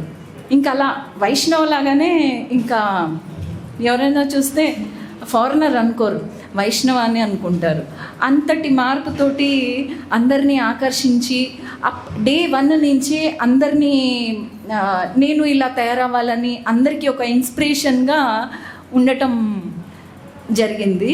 సో ఇక్కడ ప్రభుపాద్కి నేను ఏ రకంగా సేవ చేయగలను, ప్రభుపాద్ని చూడగానే అది అయిపోయింది అంబిషన్. ఇక్కడ ఇంకొక మిషన్ స్టార్ట్ అయింది, నా జీవితాన్ని ప్రభుపాద్ సేవలో ఎలా నేను వినియోగించాలి అని చెప్పేసేసి అక్కడ ఇంకొక మిషన్ అనమాట. Thank you so much. నేను తప్పులు మాట్లాడుంటే క్షమించండి రాష్ట్రాల్ని. హరే కృష్ణ. హరే కృష్ణ అండి, అందరికీ ధన్యవాద ప్రణామాలు. ఇప్పుడు మాతాజీ చెప్పినట్టు మహారాజు ప్రభుపాద ఫస్ట్ కెనడా మాంట్రియల్లో ఒక భగవద్గీత క్లాస్ ఇవ్వడానికి వచ్చినప్పుడు ఒక రూమ్లో దర్శనం చేసుకుంటారనమాట. వారిని చూడగానే గురు మహారాజు చాలా అంటే ఫస్ట్ టైం మన ప్రభుపాద వారు వాళ్ళ గురు మహారాజుని చూసినప్పుడు ఎలా ఫీల్ అవుతారు అంటే, శ్రీల భక్తి సిద్ధాంత సరస్వతి ఠాగూర్ వారిని చూసినప్పుడు శ్రీల ప్రభుపాద ఎలా అయితే ఒక ఆశ్చర్యంగా ఒక ఆకర్షణ అలా కలుగుతుంది, సేమ్ అలాగే ఇప్పుడు గురు మహారాజుకు కూడా ప్రభుపాద వారి పట్ల అలాంటి ఆకర్షణ కలుగుతుంది అనమాట. అలా చూడగానే అనిపిస్తుంది ఆయన నా జీవితాన్ని ఈయనకి అంకితం ఇవ్వాలి అని చాలా ఉత్సాహంగా ఉంటారనమాట. చాలా ఉత్సాహం వస్తూ ఉంటుంది ఆయనలో, గురు మహారాజులో. అప్పుడు ప్రభుపాద వారు గురు మహారాజుని చూసి పక్కనే ఉన్న గర్గముని ప్రభుజీని, అంటే అప్పటికి ప్రభుపాద వారు గురు మహారాజు పేరు జే అనమాట, ఎవరు ఈయన అని అడిగితే జయాని పరిచయం చేస్తారు. సరే అయితే రేపు మనతో పాటు భోజనానికి పిలవండి అని చెప్పి జయని పిలవండి అని చెప్పి ప్రభుపాద వారు ఆహ్వానిస్తారనమాట. తర్వాత రోజు ప్రభుపాద వారితో పాటు గర్గముని, బ్రహ్మానంద ప్రభుజీ వీళ్ళతో పాటు గురు మహారాజు కూడా భోజనానికి ప్రసాదం తీసుకోవడానికి వాళ్ళతో పాటు కూర్చుంటారు. వాళ్ళందరి మధ్యలో ఉన్నా కానీ గురు మహారాజు యొక్క గురు మహారాజుకి అవేమి పట్టవు. అంటే పక్కన ఎవరున్నారు, ప్రసాదం ఏం తీసుకుంటున్నాము, వీటి పట్ల అసలు ఎలాంటి ఆకర్షణ లేదు. గురు మహారాజు మనసు అంతా ప్రభుపాద వారితో నిండిపోయి ఉంటుంది అనమాట. ఇంకా నాకు గురు మహారాజు తప్పించి చుట్టుపక్కల ఏవి మనసులోకి వెళ్ళట్లేదు, అంత ఆకర్షణ కలుగుతుంది ప్రభుపాద వారి పట్ల గురు మహారాజుకి.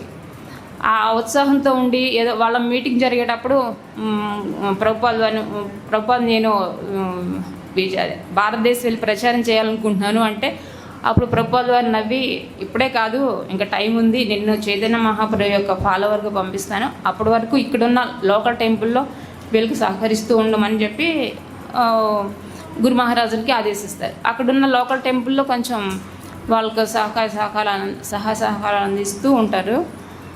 అక్కడే ఒకసారి ప్రభుపాద వారితో అంటారనమాట, ప్రభుపాద మీ చుట్టూ ఏదో రంగులు అలా కనిపిస్తూ ఉన్నాయి నాకు అంటే, ప్రభుపాద వారు నవ్వి, నువ్వు జపం ఎక్కువ చేస్తూ ఉండు, ఇలాంటి రంగులన్నీ కనిపించకుండా పోతాయి అని చెప్పి జోకేస్తారనమాట. ఆ తర్వాత ఇంకా వాళ్ళు వేరే వైష్ణవులతో కలిసి అక్కడ మాంట్రియల్లోనే ఒక బౌలింగ్ హౌస్ని అద్దెకి తీసుకుంటారు. దాన్నే ఒక దేవాలయం లాగా నిర్మించి దానిలోనే వీళ్ళు ఒక టెంపుల్ స్థాపించి కార్యక్రమాలు చేస్తూ ఉంటారు. ప్రభుపాద వారు అక్కడే గురు మహారాజుకి దీక్ష ఇస్తారు. జూలై 24, 1968లో గురు మహారాజు యొక్క దీక్ష జరుగుతుంది. అప్పుడు వరకు జయగా ఉన్న మహారాజు పేరు జై పతాక అని నామకరణం చేస్తారు. అప్పుడు ప్రభుపాద వారు అంటారు, నువ్వు కృష్ణుడి యొక్క జై పతాకానివి అని చెప్పి నవ్వుతారనమాట. అలాగా ప్రభుపాద వారు దీక్ష ఇచ్చి తర్వాత వాళ్ళు ఒక ఉపన్యాసాన్ని ఇస్తారనమాట. దీక్ష ఉపన్యాసం వాళ్ళకి ఇన్స్ట్రక్షన్స్ ఇస్తూ ఉంటారు అక్కడ. అంటే మహారాజుతో పాటు ఇంకా చాలామంది దీక్ష తీసుకుంటారు. వాళ్ళందరికీ కలిపి ప్రభుపాదులు దీక్ష ఉపన్యాసం ఇస్తారనమాట. అంటే ప్రభుపాదులు జనరల్గా మనకి ఎప్పుడు చెప్తారు కదా, 4 నియమాలు పాటించడము వాటి గురించి. అలాగే హరే కృష్ణ మహామంత్రం అనేది అదేమి మామూలుది కాదు, అది శృతి స్మృతి పాంచరాత్రిక విధి ద్వారా నిర్దేశించబడింది. హరే కృష్ణ మహామంత్రం అనేది శాస్త్రబద్ధంగా నిరూపించేలాగా అన్ని ఉపన్యసిస్తూ ఉంటారు. అలాగే ఆ ఉపన్యాసంలోనే ఒకటి చెప్తారు, అంటే దీక్ష వైష్ణవులుగా మారడానికి ఎలాంటి అర్హత అక్కర్లేదు, ఎవరైనా సరే హరే కృష్ణ మహామంత్రాన్ని జపించడం ద్వారా వైష్ణవులుగా మారగలుగుతారు. అంటే శూద్రుల కన్నా తక్కువ జాతి వారు కూడా వైష్ణవులుగా మారచ్చు అని చెప్పి ఆ ప్రసంగంలో ప్రభుపాద వారు మెన్షన్ చేస్తారు.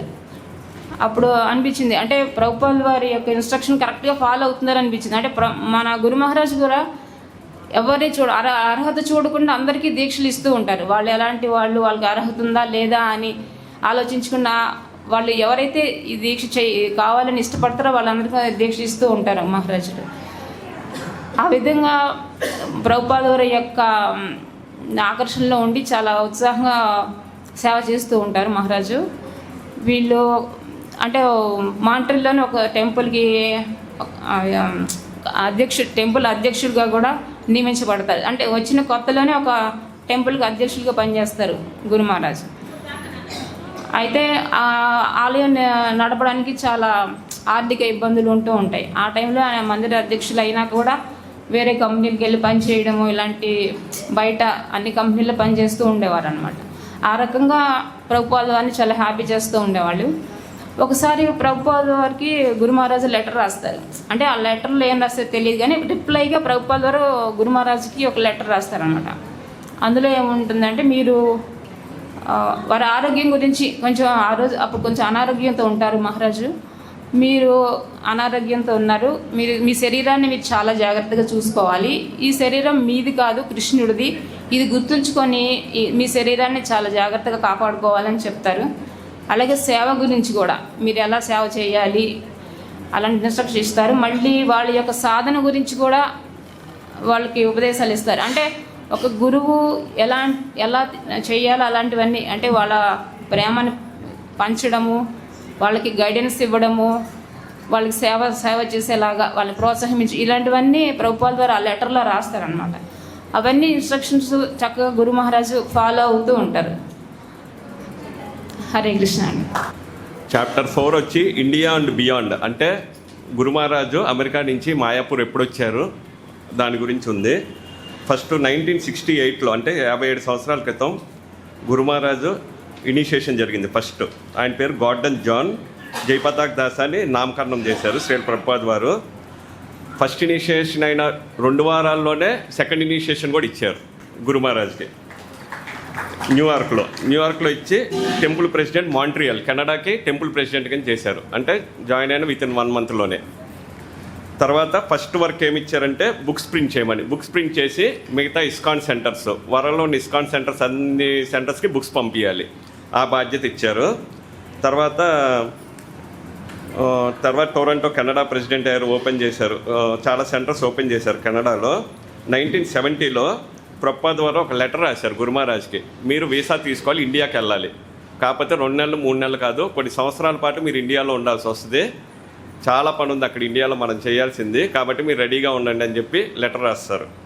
ఆ తర్వాత కొంచెం టైంలో మళ్ళీ చికాగోలో అవసరమై చికాగోలో కూడా కొన్ని రోజులు ఉన్నారు జయపతాక్ మహారాజు. నెక్స్ట్ 1970లో వీసా వస్తుంది. వీసా వచ్చి స్టార్ట్ ఇమీడియట్ టు ఇండియా అంటారు. అప్పుడు ఆ డబ్బులు కూడా మొత్తం ప్రభుపాదుల వారే అరేంజ్ చేస్తారు జయపతాక్ మహారాజ్కి. ప్రభుపాదుల వారు ఒకటే అంటారు, ఇండియాలో మనం సక్సెస్ అవుతాం, కాకపోతే మీరు చేయాల్సిందల్లా 4 చెప్తారు. ఫస్ట్ ఏంటంటే చాంటింగ్ చేయండి, తర్వాత రోడ్ల మీద సంకీర్తన చేయండి, బుక్స్ డిస్ట్రిబ్యూట్ చేయండి, 4 రెగ్యులేటివ్ ప్రిన్సిపల్స్ ఫాలో అవ్వండి. ఈ 4 మనం చేస్తే చాలు, బేసిక్స్ ఫాలో అయ్యి మనం సక్సెస్ఫుల్ అవుతాం ఇండియాలో అని చెప్తారు. జయపతాక్ మహారాజు చాలా సిన్సియర్ అండ్ సీరియస్నెస్ కూడా ఉంటుంది. నెక్స్ట్ కలకత్తా వస్తారు 1970లో, వచ్చి గౌడీమఠలో ఉంటారు. ఫస్ట్ వచ్చినాక గౌడీమఠలో ఉంటారు. తర్వాత శ్రీల ప్రభుపాదుల వారు లెటర్ రాస్తారు బెంగాలీ నేర్చుకోండి అని. అప్పుడు ప్రభుపాదుల వారు ఫస్ట్ షాపింగ్కి వెళ్తాడు, చిన్నగా షాపింగ్కి వెళ్ళినప్పుడు కానీ హౌస్ ప్రోగ్రామ్స్లో కానీ బెంగాలీ వర్డ్స్ నేర్చుకుంటారు చిన్నగా. తర్వాత 1970లోనే మళ్ళీ ప్రభుపాదుల వారు అమెరికా నుంచి వస్తారు. వచ్చేటప్పుడు కొంతమంది ఫారినర్స్ని తీసుకొని వస్తారు, వాళ్ళందరూ గుండు గీయించుకొని తిలక పెట్టుకొని ఉంటారు. తిలక పెట్టుకొని ఉంటే మళ్ళీ వచ్చినాక రోడ్ల మీద డ్యాన్స్ చేస్తుంటే ఇక్కడ పబ్లిక్ అందరూ వాళ్ళని చూసి, వాళ్ళందరూ ఇంత హైటు, ఫారినర్స్ కదా జనరల్గా అట్రాక్ట్ అవుతాం మనం కూడా, వైట్ ఎలిఫెంట్స్ అని కోట్ చేశారు వాళ్ళని. అలా స్టార్ట్ అయింది. తర్వాత ఆ ఇయర్లోనే 9 మందికి సన్యాసి ఇనిషియేషన్ ఇచ్చారు ప్రభుపాదుల వారు. అప్పటిదాకా జయపతాక్ మహారాజ్ ఏంటంటే ప్రభుపాదుల వారే సన్యాసి అనుకునేవాళ్ళు, కానీ కలకత్తా వచ్చినాక ఇంకొంతమందిని చూశారు సన్యాసుల్ని. చూసినాక ప్రభుపాదుల వారు ఒకసారి అడుగుతారు, మీకు కూడా సన్యాసి ఇనిషియేషన్ కావాలని. జయపతాక్ మహారాజ్ అంటారు, మీ ఇష్టం, మీరు ఎప్పుడు ఇస్తే అప్పుడు, మీకు తెలిసి ఎప్పుడు ఇవ్వాలని చెప్తారు. అంటే జయపతాక్ మహారాజ్కి నేము ఫేమ్ అంటే పేరు ప్రతిష్టల మీద అంత లేదు, ఆయన చేసేదల్లా ఒక ప్రభుపాదుల వారు గారు ఏం చెప్తే అది చేయడం, అదొక్కటే తెలుసు మహారాజ్కి. నెక్స్ట్ ఇందులోనే ఒక వర్డ్ కోట్ చేశారు ప్రభుపాదుల వారు, ఫస్ట్ అండ్ సెకండ్ ఇనిషియేషన్స్ అంట డిసైపుల్స్ అడగచ్చు, థర్డ్ ఇనిషియేషన్ మటుకు గురువు గారు మనం ఎప్పుడు రెడీగా ఉంటే అప్పుడు గురువు గారే ఇస్తారంట. ఆ వర్డ్స్ కోట్ చేశారు. నెక్స్ట్ 1970 సెప్టెంబర్ 10 రాధాష్టమి రోజున మహారాజ్కి సన్యాసి ఇనిషియేషన్ ఇచ్చారు శ్రీల ప్రభుపాద వారు. అప్పటికి మహారాజ్ వయసు 21 ఇయర్స్. ఆయనకి త్రిదండ ఇచ్చారు సన్యాసి ఇనిషియేషను. తర్వాత అప్పుడు మాయాపూర్ ప్రభుపాదుల వారు ఇండియా వచ్చినాక ఆయన మెయిన్ ప్రయారిటీ ఏంటంటే మాయాపూర్. 1971లో Tamala Krishnadas Maharaj 5 acres of land కొన్నారు, 5 ఎకరాలు అగ్రికల్చర్ ల్యాండ్ కొన్నారు. అదే ఫస్ట్ మాయాపూర్లో మనం స్టార్ట్ అవ్వడం. తర్వాత జయపతాక్ మహారాజ్ ఫస్ట్ నుంచి మాయాపూర్ గ్రౌండ్ లెవెల్ నుంచి డెవలప్ అవ్వడానికి మెయిన్ కారణం జయపతాక్ మహారాజు. ఆయన 5 ఎకరాల్లోనే వ్యవసాయం స్టార్ట్ చేశారు. రకరకాల పంటలు పండించేవాళ్ళు, అంటే చాలా బుక్స్ చదివేవాళ్ళు, రకరకాల పంటలు పండించేవాళ్ళు. అప్పుడు లోకల్ పీపుల్ ఉంటారు కదా, వాళ్ళు వచ్చి మాకు కూడా నేర్పించండి అంటారంట. అప్పుడు జయపతాక్ మహారాజ్ అంటారు, మీరు నాకు బెంగాలీ నేర్పించండి, నేను మీకు వ్యవసాయం నేర్పిస్తాను అంటారు. అలాగా లోకల్ పీపుల్తో బాగా కనెక్షన్ ఏర్పరచుకొని వాళ్ళకి వ్యవసాయం నేర్పించడం. మహారాజ్ ఏమో బెంగాలీ నేర్చుకున్నారు బాగా, వాళ్ళు కూడా డివోటీస్ అయ్యారంట లోకల్ పీపుల్ కూడా అలాగా. నెక్స్ట్ మాయాపూర్లో ఏది కొనాలన్నా 45 నిమిషాల్లో దూరం సైకిల్ మీద వెళ్ళాలంట. దానికి కూడా జయపతాక మహారాజ్ అన్నారంట 45 నిమిషాలు నాకు టైం దొరుకుతుంది చాంటింగ్ చేసుకోవడానికి, నాకేం బాధ లేదని. అలాగే హార్డ్వేర్ షాపు ఒక ఆయన అడిగారంట, మీరు ఎప్పుడు చూసినా అంత హ్యాపీగా ఉంటారు, నాకు భార్య పిల్లలు ఇల్లు పేరు ప్రతిష్టలు అన్నీ ఉన్నాయి, నేను ఎందుకు హ్యాపీగా లేనని. ఆవిడ మహారాజ్ అన్నారంట, నాకు జీవిత లక్ష్యం తెలుసు, నాకు ప్రభుపాద వారి మెర్సీ ఉంది, నేను కృష్ణ కాన్షియస్లో ఉన్నాను, మీరు కూడా కృష్ణ కాన్షియస్లో ఉండండి, మీ లైఫ్ కూడా హ్యాపీగా ఉంటుందని అలా సలహా ఇచ్చారు. మళ్ళీ ఫారినర్స్ వచ్చినప్పుడు కొంతమంది లేడీ డివోటీస్ కూడా వచ్చారంట, వాళ్ళు శారీ కట్టుకోవడం నేర్పిమనేవాళ్ళంట జయపతాక మహారాజ్ని. ఆయన కాదనిలాగా ఆయన మీద వేసుకొని ఎలా కట్టుకోవాలని అలా నేర్పించారంట. అలాగా మాయాపూర్లో అలా మనకి స్టార్ట్ అయింది మొత్తం. ఇప్పుడు మాయాపూర్లో ప్రపంచం మొత్తంలో ఆధ్యాత్మిక నగరంగా తీర్చిదిద్దాలని ఒక 50,000 మంది ఫ్యామిలీస్ ఉండాలని కోరిక. ప్రస్తుతానికి ఈ బుక్ రాసే టైంకి 5,000 ఫ్యామిలీస్ ఉన్నాయంట. ఇంకా డెవలప్ అవుతూ ఉంది మాయాపూర్. అది మాయాపూర్ ప్రస్తుతానికి. Hare Krishna. So 5th chapter వచ్చేసి Jayapataka Swami Maharaj and eternal associate of Lord Chaitanya Mahaprabhu. Chaitanya Mahaprabhu వారి యొక్క శాశ్వత పార్షాదులు జయపతాక స్వామి మహారాజ్. సో 1971లో జయపతాక స్వామి మహారాజ్ కలకత్తా టెంపుల్ ప్రెసిడెంట్గా అపాయింట్ అవుతారు. అండ్ ఇండియాలో టోటల్ మేనేజ్మెంట్ మొత్తం చూస్తూ ఉంటారు అనమాట. అండ్ అది ఇంకా అదే ఇయర్లో శ్రీల ప్రభుపాదుల వారు వాళ్ళ డిసైపుల్స్ అందరినీ తీసుకొని మహాకుంభమేళాకి వెళ్తారు. సో వెళ్ళినప్పుడు ప్రభుపాద వారి డిసైపుల్స్ అడుగుతారనమాట, ప్రభుపాద మనం ఇక్కడికి ఎందుకు వచ్చాము అని చెప్పేసి. దానికి ప్రభుపాద వారు చెప్తారు, మనం సాధువుల యొక్క సాంగత్యం తీసుకోవడం కోసం అండ్ ప్రీచింగ్ పర్పస్. యాక్చువల్గా వాళ్ళ డిసైపుల్స్కి శ్రీల ప్రభుపాద వారు ఆయన యొక్క సాంగత్యాన్ని ఇవ్వడమే కాదు, ఇంకా అక్కడ ఉన్న చాలామందికి ఆయన ఇస్తూ ఉంటారు సాంగత్యాన్ని. యాక్చువల్గా అక్కడ ఉన్న నాగబాబాస్ వీళ్ళందరూ చూసి అందరూ భయపడుతూ ఉంటారు, ఎందుకంటే వాళ్ళు బూడిద రాసుకొని ఉంటారు అండ్ నో క్లోత్స్. సో వాళ్ళందరూ చూసి భయపడుతూ ఉంటారు. కానీ ఎప్పుడైతే శ్రీల ప్రభుపాదుల వారు ఇంకా వాళ్ళ డిసైపుల్స్ అందరూ కీర్తన చేస్తూ ఉంటారో నాగబాబాస్ వాళ్ళకి డ్యాన్స్ చేస్తూ ఉంటారు అనమాట ఆ కీర్తనకి. సో డ్యాన్సింగ్ కీర్తన లాగా. అండ్ ఇంకా శ్రీల ప్రభుపాదుల వారు క్లాసెస్ కూడా అరేంజ్ చేస్తారు. సో ఆ క్లాసెస్కి ఇంకా డిఫరెంట్ టీమ్స్ నుంచి క్యాంప్స్ నుంచి కూడా అటెండ్ అవుతూ ఉంటారు. అది ఎలా ఉంటుందంటే యాక్చువల్గా కుంభమేళా మొత్తానికి శ్రీల ప్రభుపాదుల వారు సెంటర్ లాగా అనిపిస్తుంది అనమాట అందరికీ. అండ్ యాక్చువల్ జయపతాక స్వామి గురు మహారాజ్ చెప్తారు, ఎవరైతే కుంభమేళాలో శ్రీల ప్రభుపాదుల వారిని దర్శించుకున్నారో వాళ్ళందరూ డివోటీస్ అయిపోయారని చెప్తారు. అండ్ వన్ ఆఫ్ హిజ్ లెక్చర్లో శ్రీల ప్రభుపాదుల వారు ఏమని చెప్తారంటే, అక్కడ ఎవరైతే దానాలు ఇంకా సాక్రిఫైసెస్ తపస్సులు ఈ సంస్కారాలు మంచి సంస్కారాలు ఉంటాయో పుణ్యకార్యాలు ఎక్కువ చేస్తారో వాళ్ళు ఎక్కువ డివోషన్లో ఎక్కువ ఉంటారు, డివోషన్లోకి వస్తారు అని చెప్తారు. సో దానికి శ్రీల ప్రభుపాదుల వారి డిసైపుల్ అడుగుతారనమాట, మీరు చెప్పేది ఎలా అర్థం చేసుకోవాలి, ఎందుకంటే నా లైఫ్లో నేను చాలా సిన్ఫుల్ యాక్టివిటీస్ చేశాను, నాకు తెలిసి నేనైతే ఏమీ పుణ్యకార్యాలు చేయలేదు, సో నేను ఎలా మరి డివోషన్లోకి వచ్చాను అంటే శ్రీల ప్రభుపాదుల వారు చెప్తారు, యాక్చువల్గా ఆ భాగ్యాన్ని నేను మీకు ఇచ్చాను అని చెప్తారు. సో అంటే కృష్ణ చైతన్యాన్ని శ్రీల ప్రభుపాదుల వారు ఇచ్చారు. సో ఎవరైతే శ్రీల ప్రభుపాదుల వారిని ఇంకా చైతన్య మహాప్రభు యొక్క మిషన్ని ఫాలో అవుతారో సిన్సియర్గా వాళ్ళకి ఆ ఎంపవర్మెంట్ అనేది ఆటోమేటిక్గా వస్తుంది. ఆ మెర్సీ వేరే వాళ్ళకి ఇచ్చే ఆ మెర్సీ అనేది ఆటోమేటిక్గా వాళ్ళకి వస్తుంది, ఎంపవర్ చేస్తారనమాట గురు పరంపర అనేది. అండ్ నెక్స్ట్ శ్రీల ప్రభుపాదుల వారు ఇంకా అక్కడ బిందు మాధవ్ టెంపుల్ని చూపిస్తారు. ఎక్కడైతే రూప గోస్వామికి శ్రీ చైతన్య మహాప్రభు ఇన్స్ట్రక్షన్స్ ఇస్తారో ఆ ప్లేస్ని చూపిస్తారు. ఇంకా దశాశ్వమేధ ఘాట్ ఎక్కడైతే బ్రహ్మదేవుడు 10 అశ్వమేధ యజ్ఞాలు చేస్తారో ఆ ప్లేస్ని కూడా చూపిస్తారు. అండ్ అక్కడ ఇంతకు ముందు యాక్చువల్ శ్రీల ప్రభుపాదుల వారు ఫార్మసీ ఉంటుంది అలహాబాద్లో, సో అది కూడా చూపిస్తారు. ఆ టైంలో గురు మహారాజ్కి గుర్తొస్తుంది అనమాట. శ్రీల ప్రభుపాదుల వారు ఒక లెక్చర్లో చెప్తారు, ఏ విధంగా అయితే ఒక ట్రైన్ అనేది 2 ట్రాక్స్ మీద బ్యాలెన్స్ అవుతూ వెళ్తూ ఉంటుందో అదేవిధంగా ఒక ఐడియల్ లైఫ్ అనేది బోత్ స్వధర్మాన్ని అండ్ సనాతన ధర్మాన్ని 2 బ్యాలెన్స్ చేసుకుంటూ వెళ్ళాలి, బోత్ మెటీరియల్ అండ్ స్పిరిచువల్ లైఫ్ని బ్యాలెన్స్ చేసుకుంటూ వెళ్ళాలని శ్రీల ప్రభుపాదుల వారు చెప్పిన పాయింట్ గుర్తుకొస్తుంది అనమాట. సో దాని తర్వాత జయపతాక స్వామి మహారాజ్ అందరికి ప్రభుపాదుల వారి కంటే ముందే కుంభమేళాను వదిలేసి కలకత్తా వెళ్ళిపోతారు. తర్వాత జయపతాక మహారాజ్కి ఎలా అనిపిస్తుందంటే, ఏ విధంగా అయితే రూప గోస్వామి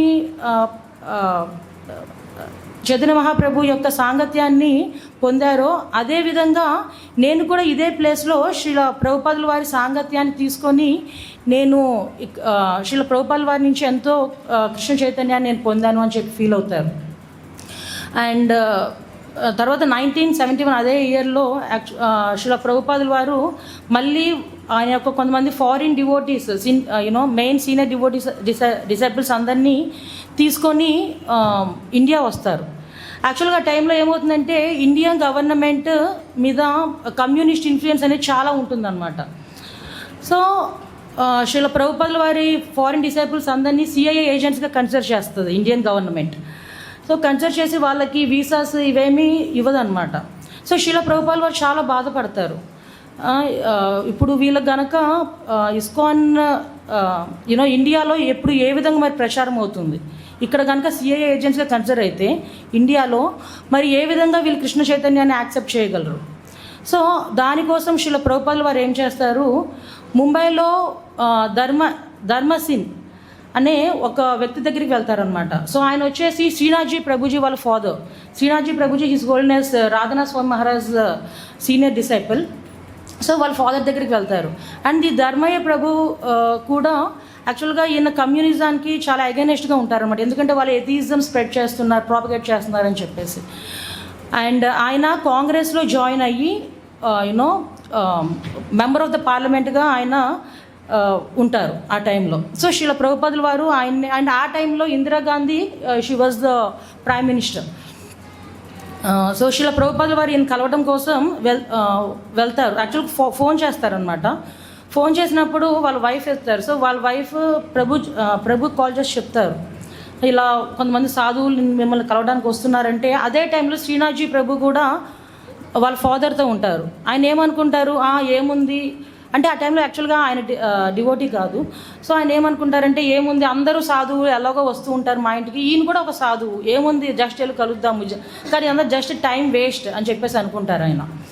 సో వాళ్ళ ఫాదర్తో ఇంటికి వచ్చేసరికి ఏమవుతుందంటే ఈ disciples Prabhupada foreign disciples dhoti, తర్వాత మాతాజీస్ వైట్ శారీస్ కట్టుకొని వీళ్ళందరూ కీర్తన చేస్తూ ఉంటారు. సో శ్రీనాథ్జీ ప్రభుకి ఎలా అనిపిస్తుందంటే, అరే ఏంటి ఇల్లు ఇలా గార్డెన్లో ఇలా డ్యాన్స్ చేస్తున్నారు, చుట్టుపక్కల వాళ్ళు అందరూ చూస్తున్నారు, అసలు వాళ్ళు ఏమనుకుంటారు మా గురించి అని చెప్పి అనుకుంటారు అనమాట. సో లోపలికి వెళ్తారు. అండ్ వాళ్ళతో పాటు జయపతాక స్వామి మహారాజ్ అండ్ మాలతీ మాతాజీ అండ్ శ్యామ్ సుందర్ ప్రభు. మాలతీ మాతాజీ వచ్చి శ్యామ్ సుందర్ ప్రభుజీ వాళ్ళ వైఫ్. అండ్ ఆ టైంలో శ్రీల ప్రభుపాదుల వారి సెక్రటరీ వచ్చేసి శ్యామ్ సుందర్ ప్రభు. సో శ్రీల ప్రభుపాదుల వారు కలిసినప్పుడు ధర్మయ్య ప్రభుని ధర్మయ్య సింగ్, సో ఆయన్ని కలిసినప్పుడు చెప్తారనమాట, ఇలా CIA ఏజెంట్స్గా కన్సిడర్ చేస్తున్నారు, సో మీరు హెల్ప్ చేయాలి, మీరే ఆలోచించండి, ఏ CIA ఏజెంట్ అయినా సరే ఉదయాన్నే లెగిసి మంగళహారతికి అటెండ్ అయ్యి 16 రౌండ్స్ స్టాంటింగ్ చేసి ధోతీలు శారీస్ ఇవన్నీ కట్టుకొని 4 రెగ్యులేటరీ ప్రిన్సిపల్స్ అంటే ఎవరైనా ఫాలో అవుతారు CIA ఏజెంట్స్. సో ఇది కరెక్ట్ కాదు అని చెప్పేసి మీరు పార్లమెంట్లో వాదించాలి, నాకు తెలుసు ఆల్రెడీ దీని గురించి పార్లమెంట్లో డిస్కషన్ జరుగుతుంది అని చెప్తారు. అండ్ నెక్స్ట్ సో ఆయన అంటారు, okay I will try my best అని చెప్తారనమాట. అండ్ నెక్స్ట్ వచ్చేసి మళ్ళీ అందరూ తెలిసిందే, శ్రీల ప్రభుపాదుల వారు ఎవరైనా ఒక కమిటెడ్గా ఒక డివోటీని చూస్తే వెంటనే వాళ్ళు ఇంకా ఎంకరేజ్ చేస్తూ ఉంటారు. సో ఆ టైంలో లైఫ్ మెంబర్గా చేస్తారనమాట. శ్రీల ప్రభుపాదుల వారు ధర్మయ్య ప్రభుని లైఫ్ మెంబర్ అవ్వమని చెప్తారు. సో వెంటనే ఆయన అవుతారు, యాక్సెప్ట్ చేస్తారు. వెంటనే శ్రీనాథ్జీ ప్రభు పక్కన పిలుస్తారు అనమాట. పిలిచి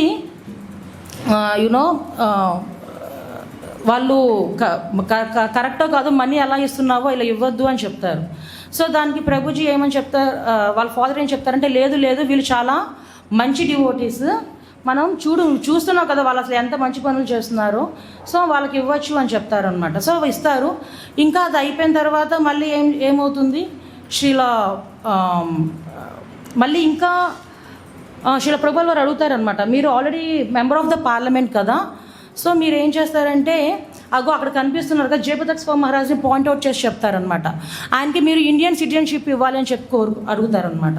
అప్పుడు ధర్మసింగ్ ప్రభు అంటారు, అరే అందరూ అమెరికన్ సిటిజన్షిప్ కావాలని కోరుకుంటే మీరు ఇండియన్ సిటిజన్షిప్ అడుగుతున్నారు ఏంటి అని చెప్పేసి అప్పుడు జయపతాక స్వామి మహారాజ్ గురు మహారాజ్ చెప్తారనమాట.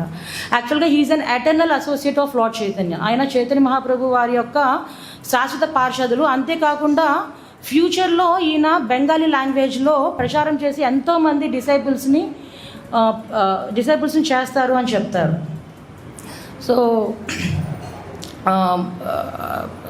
సో తర్వాత ఫ్యూచర్లో ఏమవుతుంది అండ్ శిల ప్రభుపాల్ వారు చెప్తారు. సో ఆయన శిల ప్రభుపాల్ వారు ఆయన యొక్క ఎవ్రీ డిసైపుల్కి ఒక డివైన్ అసిస్టెంట్గా వాళ్ళు కన్సిడర్ చేస్తారనమాట. సో శిల ప్రభుపాదుల వారు ఏమని అంటారంటే, యాక్చువల్గా మా గురు మహారాజ్ ఇన్స్ట్రక్షన్ వల్ల నేను ఫారిన్ వెళ్ళాను అండ్ మా గురు మహారాజే నాకున్న ఈ డిసైపుల్స్ అందరినీ పంపించారు. సో వీళ్ళందరూ యాక్చువల్గా నా ఈ క్రెడిట్ మొత్తం నాది కాదు, ఇదంతా నా గురు మహారాజ్ది అండ్ ఇక్కడ ఉన్న నా డిసైపుల్స్ అందరిది అని చెప్తారు శిల ప్రభుపాద్. సో దట్ ఈజ్ శిల ప్రభుపాద్ హ్యూమిలిటీ. అండ్ సో తర్వాత ఏమవుతుందంటే ఇంకా ఫ్యూచర్లో ధర్మయ్య ప్రభుజీ వల్ల సిఐఏ ఏజెంట్స్ కాదు అని చెప్పేసి ఇండియన్ గవర్నమెంట్ తన తప్పు తెలుసుకుంటుంది. అండ్ జయపతాక స్వామి గురు మహారాజ్ కూడా ఇండియన్ సిటిజన్షిప్ వస్తుంది. అండ్ యునో ఫ్యూచర్లో ప్రభుపాద్ ముందే చెప్పినట్టు జయపతాక స్వామి మహారాజ్ ఎంతోమంది బెంగాలీ డిసైపుల్స్ని చేస్తారనమాట. హరే కృష్ణ.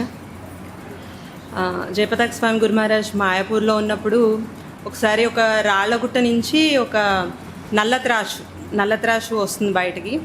అక్కడ ఉన్న డివోటీస్ అందరూ కూడా దాన్ని చూసి భయపడిపోతూ ఉంటారు అనమాట. అక్కడ ఉన్న డిసైబుల్స్ అందరూ అది చూసి భయపడుతూ ఉంటారు, అందరూ పారిపోతూ ఉంటారు. తర్వాత భవానంద ప్రభు ఇంకొక ప్రభుపా డిసైబుల్ చూస్తూ ఉంటారు పైనుంచి. తర్వాత జయపతాక్ మహారాజ్ వస్తారనమాట. సడన్గా ఒక గన్ తీసుకొని వస్తారు. గన్ తీసుకుని వచ్చి భవానంద ఏది స్నేక్ ఏది అంటే భవానంద ప్రభు చెప్తారు అక్కడుందని. కానీ గురు మహారాజ్కి కనిపించదు ఏది అని చెప్పి. తర్వాత ఎలాగోలా కొంచెం సేపటికి ఆ స్నేక్ కనిపిస్తుంది. ఈలోపు ఎవరో దాని మీదకి ఒక ఐరన్ రాడ్ ఇసురుతారు. అది దానికి ఇంకా కోపం వచ్చేసి బుస్ అని చెప్పేసి గురు మహారాజ్ మీదకి వెళ్ళిపోతూ ఉంటుంది. అప్పుడు గురు మహారాజ్ షూట్ చేస్తే దానికి ఇంకా బాగా తగలదు. మళ్ళీ ఇంకా కోపంగా ఇంకా బుస్ అని మీదకి వచ్చేస్తూ ఉంటే మళ్ళీ సెకండ్ టైం షూట్ చేస్తారు. సో భగవంతుడి యొక్క కృపని పంచిపెడతాము అనే ఈ అధ్యాయము చాలా బాగుందండి. యాక్చువల్గా భగవంతుడి యొక్క కృప ఏ విధంగా ఉంటుంది అంటే ముఖ్యంగా 2 రకాలుగా వస్తుందండి. ఒకటి ప్రసాద రూపంలో వస్తుంది, 2 ప్రచార రూపంలో వస్తుందండి. సో ప్రసాద రూపంలో వచ్చిన కృప మనల్ని పవిత్రులను చేస్తుంది. కానీ ప్రచార రూపంలో వచ్చిన కృప మనల్ని పరిశుద్ధుల్ని మాత్రమే కాదు, ఎంతో శక్తివంతమైన ఇన్స్ట్రుమెంట్గా భగవంతుని యొక్క సేవలో శక్తివంతమైన పరికరంగా మనల్ని నిలబడేట్లు చేస్తుంది. ఇది బ్రహ్మాస్త్రం కంటే కూడా పవర్ఫుల్ అని మనం చెప్పుకోవచ్చు. ఎందుకు అంటే ఈ స్టేట్మెంట్ ఎందుకు ఇచ్చానంటే, ప్రచారం చేసేటప్పుడు నలుగురికి భగవంతుని యొక్క విషయాలను బోధించే క్రమంలో మనల్ని మనం నిజాయితీగా వెతుక్కుంటామండి. సో ప్రచారానికి అంతా విలువ ఉంటుంది. అదేవిధంగా ఎదుటి వ్యక్తిని మనం రండి ఇది మంచి మార్గము, ఇది ఉత్తమమైన మార్గం, ఇది భగవంతుడి యొక్క మార్గం, భగవంతుని చేర్చే మార్గం అని చెప్పి మనం ఒత్తిడి చేసే క్రమంలో ఒక వేలు చూపిస్తూ ఉంటే వాళ్ళకి మిగిలిన 4 వేళ్ళు మనల్ని నిలదీస్తూ ఉంటాయి. నువ్వు చెప్పింది కరెక్టే, మరి ఆ మార్గంలో నువ్వు సక్రమంగా వెళ్తున్నావా అని చెప్పి ఈ యొక్క ప్రచారం మనల్ని నిలదీస్తూ ఉంటుంది. కాబట్టి ఈ యొక్క అధ్యాయము చాలా చాలా హ్యాపీనెస్ని ఇచ్చిందండి. ఇందులో చాలా విషయాలు కవర్ అయినాయి. ఒకటి ప్రసాద వితరణ, ముఖ్యంగా దీనికి ఒక చిన్న